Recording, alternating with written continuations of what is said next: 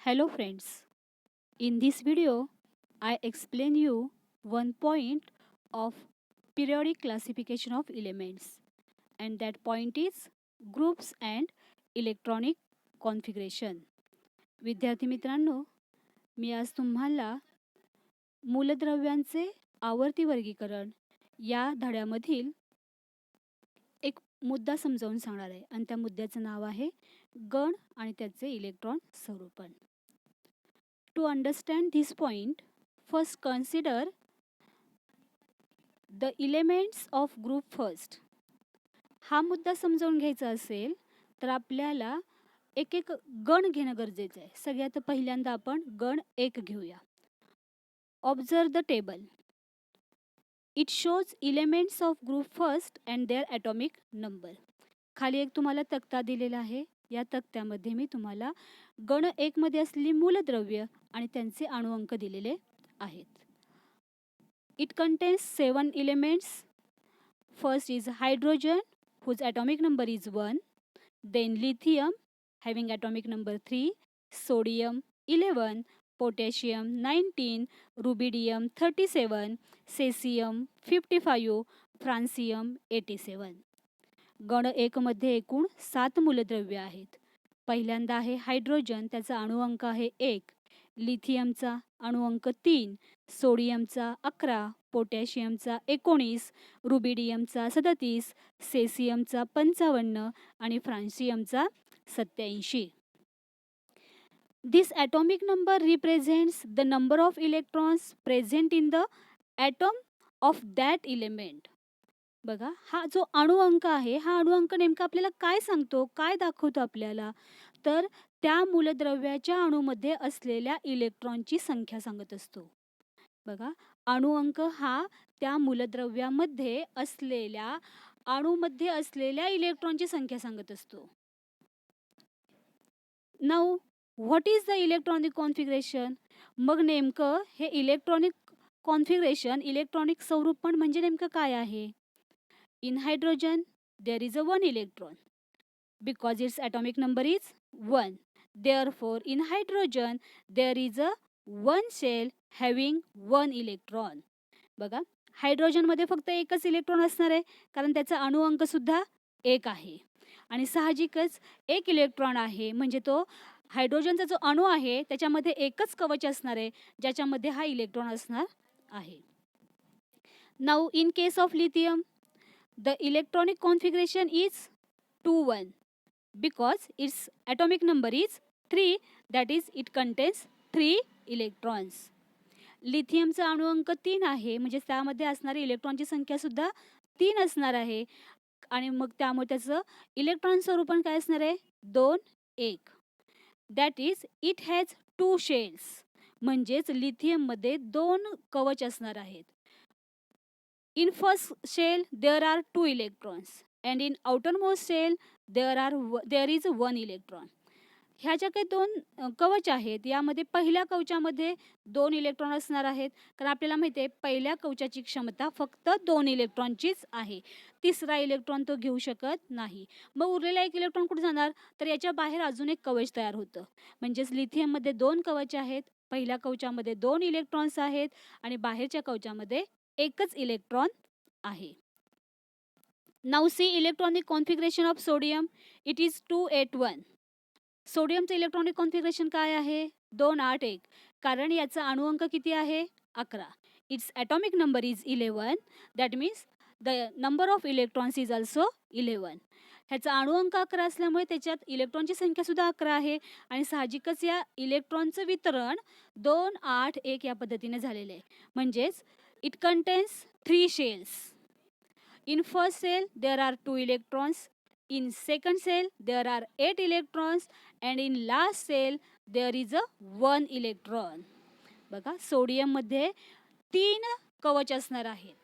पहिल्या कवचामध्ये 2 इलेक्ट्रॉन आहेत, दुसऱ्या कवचामध्ये 8 इलेक्ट्रॉन्स आहेत कारण त्याची जास्तीत जास्त कपॅसिटी किती आहे 8ची आहे. मग राहिला 1 इलेक्ट्रॉन हा तिसऱ्या कवचामध्ये गेलेला आहे. Now look all these elements below the sodium. Which are these? Potassium, rubidium, cesium and francium. All these elements also shows one electron in its outermost orbit. सोडियमच्या खाली जी काही मूलद्रव्य आहेत, मग पोटॅशियम असू दे, रुबिडियम असू दे, सेसियम असू दे किंवा फ्रान्सियम असू दे, हे काय दाखवतात? तर हे सुद्धा त्यांच्या बाह्यतम कवचामध्ये एकच इलेक्ट्रॉन दाखवतात.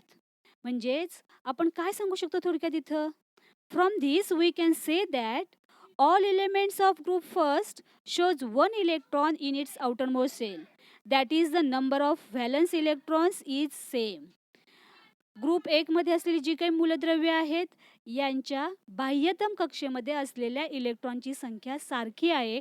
म्हणजेच याच्या संयुजा इलेक्ट्रॉन्सची संख्या सारखी आहे. बाहेरच्या कवचामध्ये असलेले इलेक्ट्रॉन्स म्हणजेच काय, त्यांची व्हॅलन्सी असते, संयुजा असते, आणि ही जी संख्या आहे ही संख्या सारखी आहे. This rule is not allowed for group 1, but it allows to all groups. हा जो काही नियम लागू झालेला आहे हा फक्त गण 1लाच आहे असं नाहीये. तर या आधुनिक आवर्त सारणीमध्ये असलेले जे काही 18च्या 18 गण आहेत या सगळ्यांना आहे. Take group second of periodic table. In this group the first element is beryllium. गण 2 मध्ये पहिलं मूलद्रव्य आहे beryllium. Its atomic number is 4 and its electronic configuration is 2 ह्याचा ॲटॉमिक नंबर किती, अणुअंक किती आहे? 4 आहे. त्याचं इलेक्ट्रॉन स्वरूपण काय आहे? 2 आहे. That is in its first shell it contains 2 electrons. त्याच्या पहिल्या सेलमध्ये 2 इलेक्ट्रॉन्स आहेत. And in its last shell there are also 2 electrons. आणि त्याच्या बाहेरच्या कवचामध्ये सुद्धा 2च इलेक्ट्रॉन्स आहेत. Then next element is magnesium. In magnesium the electronic configuration is 282 because its atomic number is 12. मॅग्नेशियमचा अणुअंक 12 आहे आणि म्हणूनच त्याचं इलेक्ट्रॉन स्वरूपण 282. That means in its first orbit there are 2 electrons. In second orbit there are 8 electrons because the capacity of second orbit is 8, and its last orbit the remaining 2 electrons. In this way the last orbit also contains 2 electrons. Now third element is calcium. बघा magnesium मध्ये काय झालं? 2 8 2. पहिल्या कवचामध्ये 2, दुसऱ्या कवचामध्ये 8 आणि शेवटच्या कवचामध्ये 2 electrons आहेत. आता पुढचं मूलद्रव्य काय आहे? Calcium. Its atomic number is 20 and its electronic configuration is 2882. कॅल्शियमचा अणुअंक 20 आहे. त्याचं इलेक्ट्रॉन स्वरूपण 2882. That means it contains 4 shells. In its first cell there are 2 electrons. In second cell there are 8 electrons. कॅल्शियमच्या पहिल्या सेलमध्ये 2 इलेक्ट्रॉन्स, दुसऱ्या सेलमध्ये 8 electrons. In third shell there are also 8 electrons. तिसऱ्या सेलमध्ये सुद्धा 8 इलेक्ट्रॉन्स आहेत. And in its fourth shell there are 2 electrons. आणि चौथ्या सेलमध्ये सुद्धा परत किती राहिलेत? 2च इलेक्ट्रॉन राहिलेले आहेत. बघा बेरिलियम, मॅग्नेशियम आणि कॅल्शियम ही 3च मूलद्रव्ये आपण आता विचारात घेतलेली आहेत. From all these 3 configurations we understand that there are 2 electrons in their outermost shell, and as we go down in the group the number of shells goes on increasing.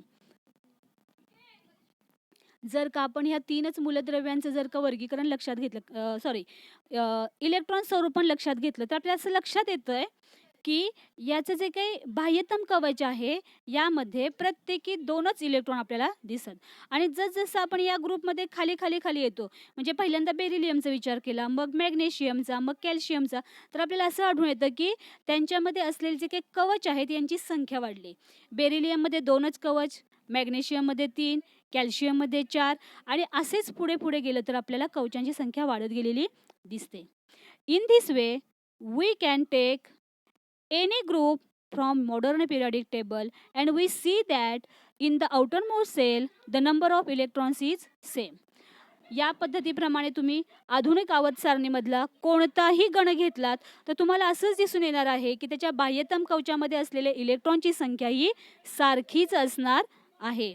From this we can say that the electronic configuration of the outermost shell is characteristic of a particular group. यावरून आपण काय म्हणू शकतो की बाह्यतम कवचाचे electron स्वरूपण हे आधुनिक आवर्त सारणीतील त्या गणाचे वैशिष्ट्य आहे.